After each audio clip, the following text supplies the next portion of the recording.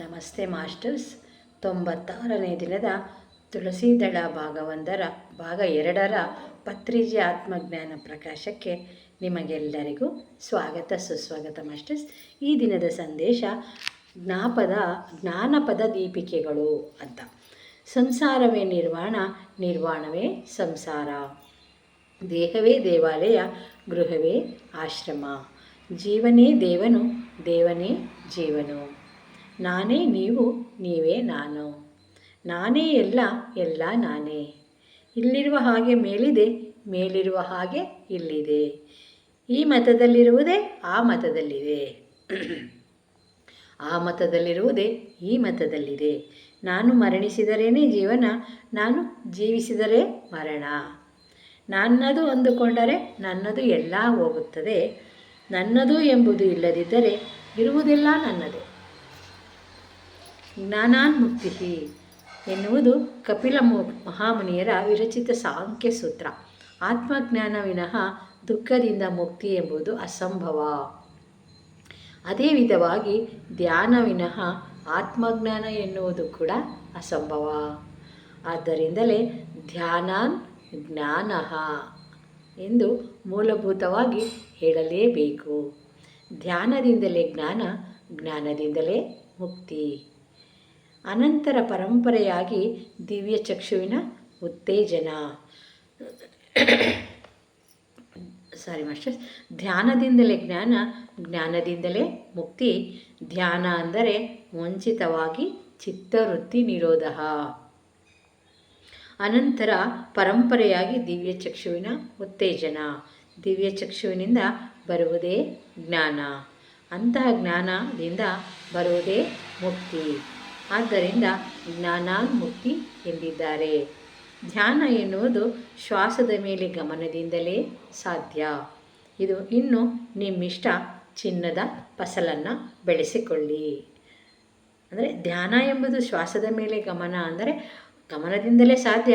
ಅದರಲ್ಲೂ ಆನಾಪಾನ ಸತಿಯಿಂದಲೇ ಸಾಧ್ಯ ಅಂತ ಹೇಳ್ತಾ ಇದ್ದಾರೆ ಮಾಸ್ಟರ್. ಇನ್ನು ನಿಮ್ಮಿಷ್ಟ ಚಿನ್ನದ ಫಸಲನ್ನು ಬೆಳೆಸಿಕೊಳ್ಳೋದು ಅಂತ ಹೇಳ್ತಾ ಇದ್ದಾರೆ. ದೇಹವೇ ದೇವಾಲಯ. ಆದಿಶಂಕರಾಚಾರ್ಯರು ಹೇಳಿದಾರಲ್ವಾ, ದೇಹೋ ದೇವಾಲಯೋ ಪ್ರೋಕ್ತಃ ಜೀವೋದ್ದೇವೋ ಸನಾತನಃ ಅಂತ. ಅಂದರೆ ದೇಹವೇ ದೇವಾಲಯ, ಜೀವನೇ ಸನಾತನ ದೈವ. ಅಂದರೆ ನಮ್ಮೊಳಗಿರುವ ಜೀವನೇ ಸನಾತನ ದೈವ ಅಂತ ಹೇಳಿದ್ದಾರೆ. ದೇಹವಿಲ್ಲದ ದೇವಾಲಯವಿಲ್ಲ, ಜೀವನಿಲ್ಲದ ದೇವನಿಲ್ಲ. ಈ ದೇಹವೇ ದೇವಾಲಯ ಅಂದರೆ ಈ ದೇಹವೇ ಇಲ್ಲದ ದೇವಾಲಯ ಇಲ್ಲ. ದೇಹ ಇದ್ರೇ ದೇವಾಲಯ, ದೇವಾಲಯ ಇದ್ರೇ ದೇವರು, ಜೀವನಿಲ್ಲದ ದೇವನಿಲ್ಲ. ದೇಹದಲ್ಲೇ ಧ್ಯಾನ ಮಾಡಬೇಕು. ದೇಹವಿರುವುದೇ ಧ್ಯಾನ ಮಾಡುವುದಕ್ಕಾಗಿ. ದೇಹವಿಲ್ಲದಿದ್ದರೆ ಧ್ಯಾನ ಹೇಗೆ ಸಾಧ್ಯ ಅಂತ ಹೇಳ್ತಾ ಇದ್ದಾರೆ.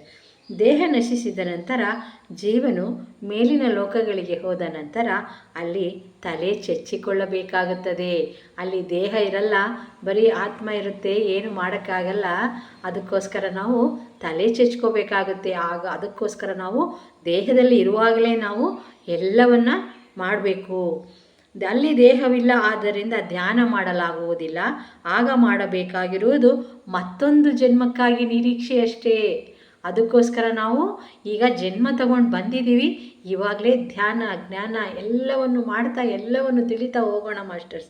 ದೇಹ ಇರುವುದು ಧ್ಯಾನ ಮಾಡಲಿಕ್ಕಾಗಿಯೇ ಎಂದು ಸದಾ ನೆನಪಿನಲ್ಲಿ ಇಟ್ಕೋಬೇಕು. ನಾವು ಧ್ಯಾನದಿಂದಲೇ ಜೀವನು ದೇವನಾಗುತ್ತಾನೆ. ನಾವು ಹೆಚ್ಚು ಹೆಚ್ಚು ಧ್ಯಾನ ಮಾಡ್ತಾ ಮಾಡ್ತಾ ಮಾಡ್ತಾ ನಾವೇ ದೇವರಾಗ್ತೀವಿ ಅಂತ ಹೇಳ್ತಾರೆ masters. Thank you masters. Thank you so much. ಜೈ ಹೋ ಪತ್ರಿಜಿ, ಜೈ ಹೋ ಪತ್ರಿಜಿ, ಜೈ ಹೋ ಪತ್ರಿಜಿ. ಇವತ್ತಿನ ಅಫರ್ಮೇಷನ್ನು ಏನು ಹೇಳೋಣ? ಇವತ್ತಿನ ಅಫರ್ಮೇಷನ್ನು ನಾವೆಲ್ಲರೂ ನಿನ್ನೆ ಹೇಳಿದ್ವಲ್ವ ಆರೋಗ್ಯವಂತರು. ಇವತ್ತು ನಾವೆಲ್ಲರೂ ಬಲಶಾಲಿಗಳು. ನಮ್ಮ ಸುತ್ತಮುತ್ತಲಿರುವವರೆಲ್ಲರೂ ಬಲಶಾಲಿಗಳು ಅಂತ ಅಫರ್ಮೇಷನ್. ಎಲ್ಲರೂ ಸ್ಟ್ರಾಂಗ್ ಇದ್ದೀವಿ, ಎಲ್ಲರೂ ಶಕ್ತಿವಂತರೇ. Thank you masters.